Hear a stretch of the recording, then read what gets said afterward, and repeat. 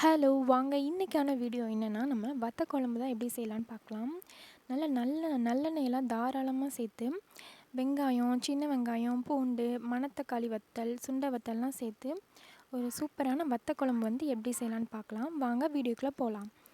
இப்போ வந்து நம்ம ஒரு 10லேருந்து 15 சின்ன வெங்காயம், 10லேருந்து 15 பூண்டு எல்லாத்தையும் வந்து உரித்து வச்சுருக்கோம். 2 பச்சை மிளகா, ஒரு பழுத்த தக்காளி, கருவேப்பிலை எடுத்து வச்சுக்கோங்க.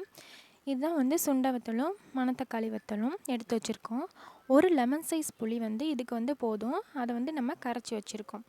இதுக்கு வந்து நம்ம நல்லெண்ணெய் தான் சேர்க்க போகிறோம். தாராளமாக வந்து நல்லெண்ணெய் சேர்த்துக்கோங்க. நல்லெண்ணெய் வந்து நல்லா ஹீட் ஆனோடனையும் நம்ம சுண்டை வத்தலை வந்து வறுத்து வச்சுக்க போகிறோம். பாருங்கள், போட்டு அடுப்பை வந்து சிம்மிலே வச்சுட்டு நல்லா பொன்னிறமாக வந்து வறுத்து வச்சுக்கோங்க. இப்போ வந்து சுண்டை வத்தல் வந்து வறுபட்டுருச்சு. இதை வந்து ஒரு பாத்திரத்தில் எடுத்து வச்சுருக்கோம். அதோடு வந்து நம்ம மணத்தக்காளி வத்தல் அதையும் போட்டு நல்லா வந்து வறுத்து வச்சுருக்கோம். இப்போ அதே எண்ணெயில் வந்து நம்ம வெந்தயம், கடுகு அதையும் சேர்த்துருக்கோம். சேர்த்துட்டு நல்லா பொரிஞ்சதுக்கப்புறமா நம்ம சின்ன வெங்காயத்தை சேர்த்துக்கிறோம்.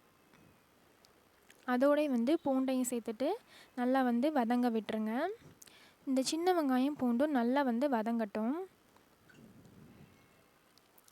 பாருங்கள், வறுத்து வச்சுருந்த வத்தல் இப்போ வந்து இது வந்து நல்லா வந்து வதங்கிருச்சு.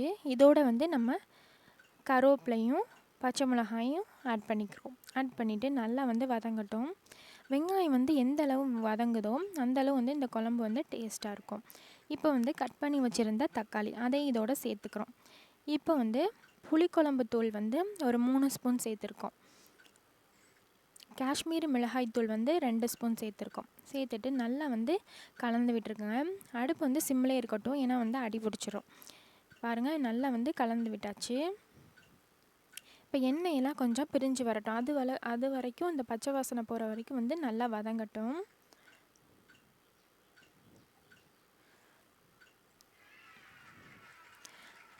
இப்போ பாருங்கள், நல்லா வந்து எண்ணெயெல்லாம் பிரிஞ்சு வந்துச்சு. இந்த டைமில் வந்து நம்ம புளி கரைச்சி வச்சுருந்தோம் இல்லையா, அந்த தண்ணியை வந்து இதோட சேர்த்துக்கிறோம்.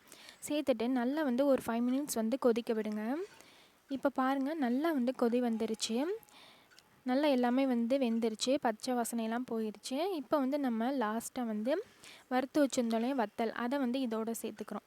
சேர்த்துட்டு இப்போ வந்து ஒரு 5 மினிட்ஸ் வந்து இது வந்து கொதிக்கட்டும். நல்லா உப்பு வந்து தேவையான அளவு சேர்த்துக்கோங்க. அவ்வளோதான், இந்த குழம்பு வந்து ரெடி ஆயிடுச்சு. இந்த குழம்பு வந்து உங்கள் வீட்டில் செஞ்சு பார்த்துட்டு எப்படி இருக்குன்னு எனக்கு கமெண்ட்ஸில் சொல்லுங்கள். இந்த வீடியோ பிடிச்சிருந்துச்சின்னா லைக் பண்ணுங்கள், சப்ஸ்கிரைப் பண்ணுங்கள்.